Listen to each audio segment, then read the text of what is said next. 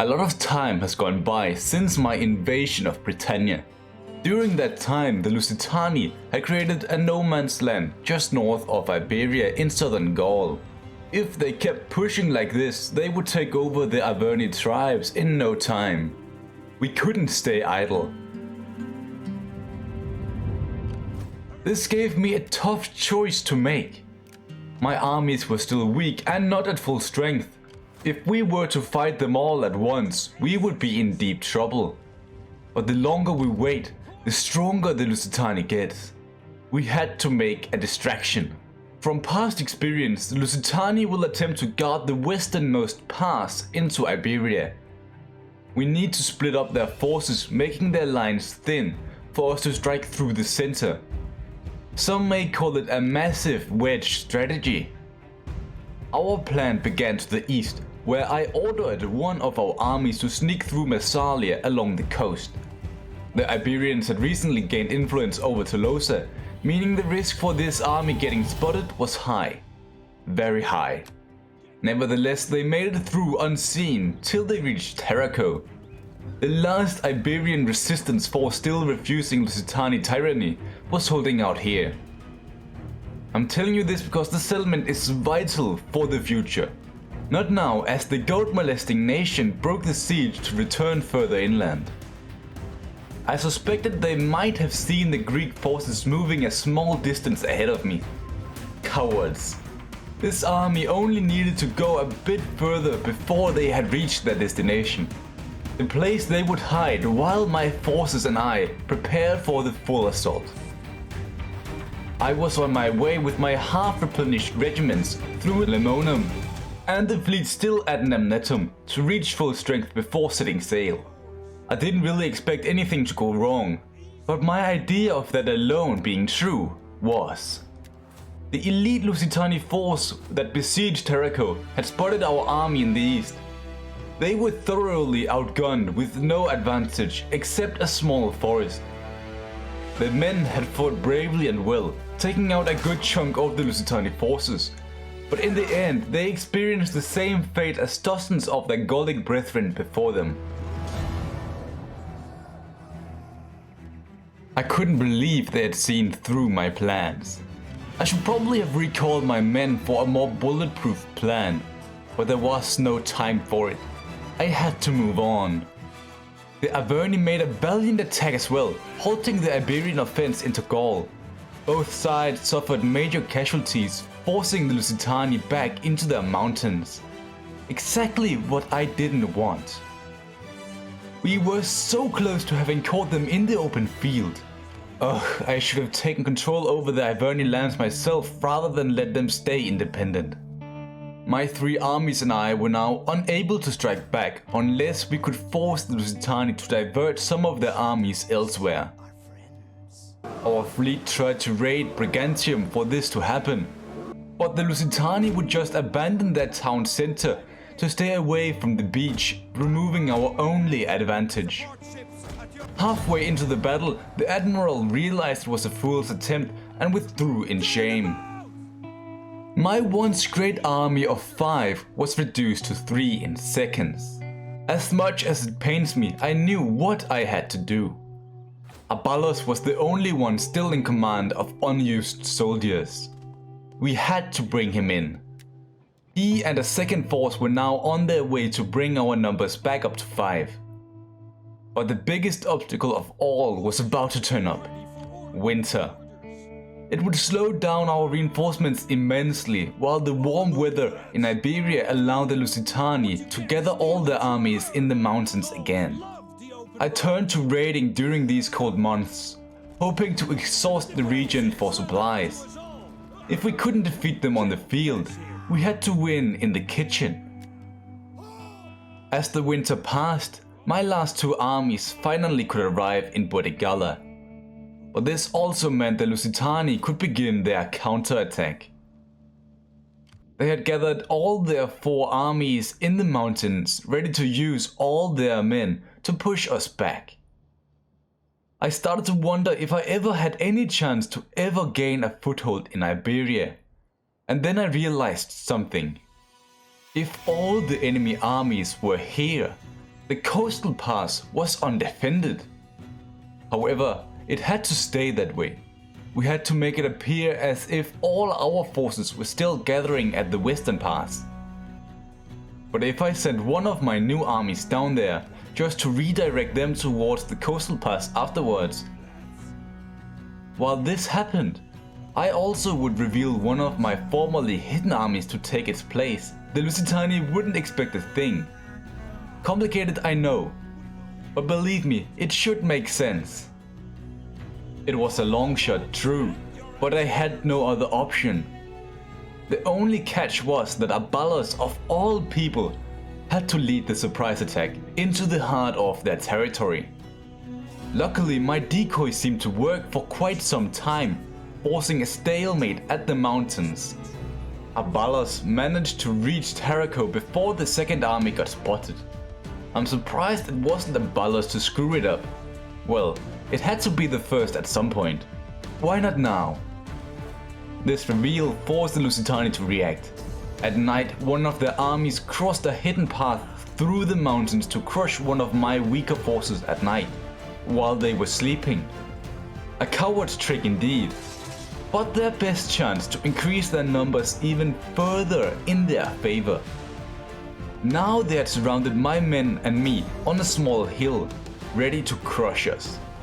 I knew I wouldn't come out of this alive, but if the Lusitani numbers could be reduced enough here, Aballos could potentially make a devastating blow to the Iberian economy unopposed. I will gladly sacrifice myself for the greater good of this war and the Gallic Trade Federation. As the Lusitani prepared for an all-out assault on my position, I saw an opportunity. One of their generals had isolated itself, trying to reach their main army. My scout charged in an attempt to take him out. Sadly, the enemy reacted rapidly and overwhelmed the cavalry, letting the general survive, barely taking a hit. Sometime later, the enemy tried to get up on the hill to remove our advantage, but we mirrored their moves, spreading ourselves dangerously thin. This forced the Lusitani to make a massive charge uphill. Our chariots made a surprise attack on their bear warriors, but got crushed by it. None of my small tricks and ideas paid off, and their numbers were too much for us to ever get around their lines and do rear charges. We had to face the elite units head on.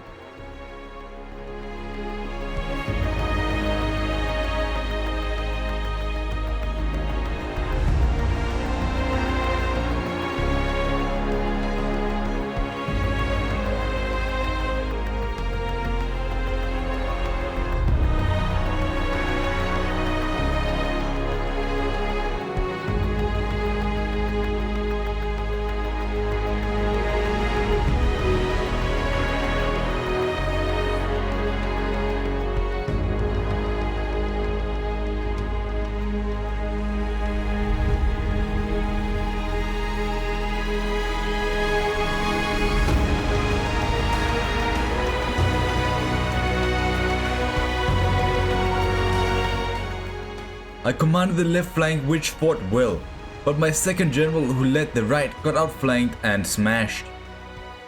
There was nothing I could do. Like a wave, they crushed one unit after the other, till they reached me. Now the fate of Gallia is in the hands of Aballos. High kings and Comaros fought till the end, but even a man of his stature couldn't outrun death. The rumors quickly spread throughout Gallia about the death of their brave leader. Mass disputes erupted among the nobles. Who should lead them now? The Council of Chieftains threatened to break away, in disbelief of the vision ever becoming a reality. Only one thing was certain. The Lusitani was on their way, ready to finish what they started.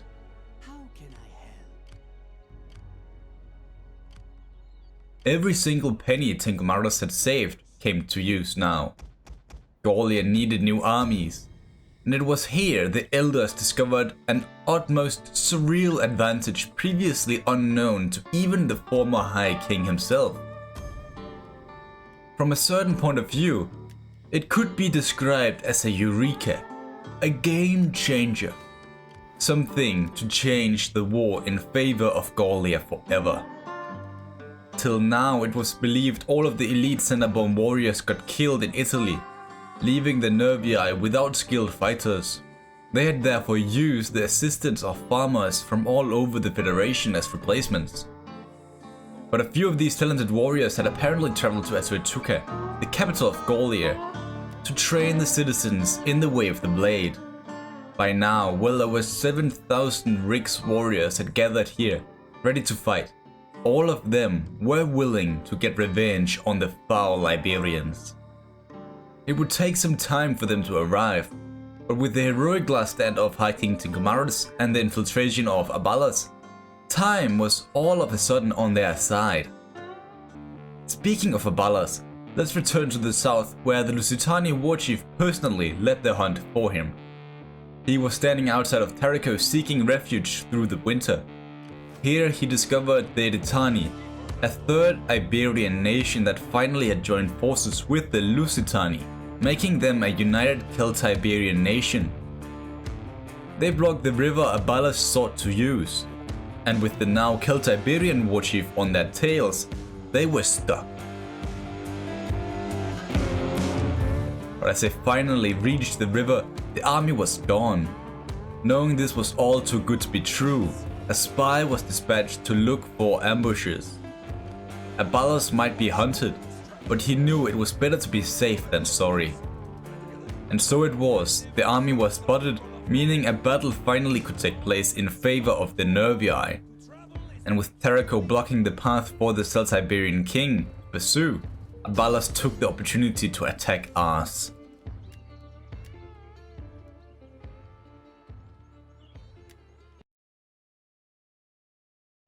All of the Nervii forces were ready to attack the town. But as most of the Iberian soldiers reinforced behind their lines, Aballos had to rearrange his army to attack them.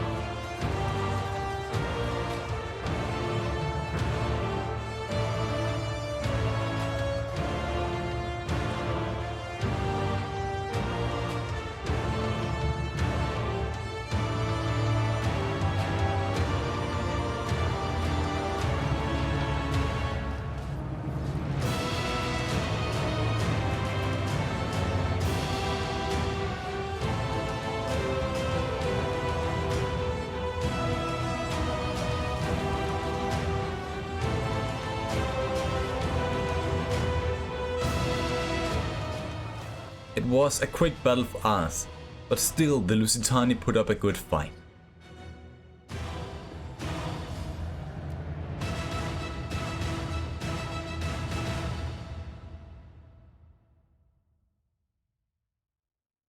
At last, a victory over the Lusitani, and by Aballos of all people. I doubt anyone ever saw that coming. Nevertheless, he dispatched his spies to find a safe path through Iberia. He wanted to hit all the minor settlements like Immersaholic and Gallia, while hoping to evade Kaltuba and Mastia. But as they pushed further inland, one of their scouts spotted the Celtiberian warchief, who had to take the long way around. But he was now in a position to counterattack Immersaholic if Aballos went for it. No, he had to take the path he didn't want. They laid siege to Kaltuba with Aballos making an ambush for the warchief who they knew still tracked them. In the north, the three new armies were ready at last. They had all reached the border of Gallia, which the Iberians had occupied since the loss of Tinkomarus. They were all in a position to massacre whatever forces the Lusitani had in Gaul.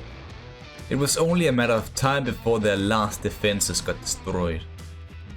And now, to everyone's surprise, the Celtiberian warchief, managed to evade Aballos' ambush and attack the besieging army. This battle could determine the future of this war. If Aballos and his men win today, it could potentially be the end of the Lusitani.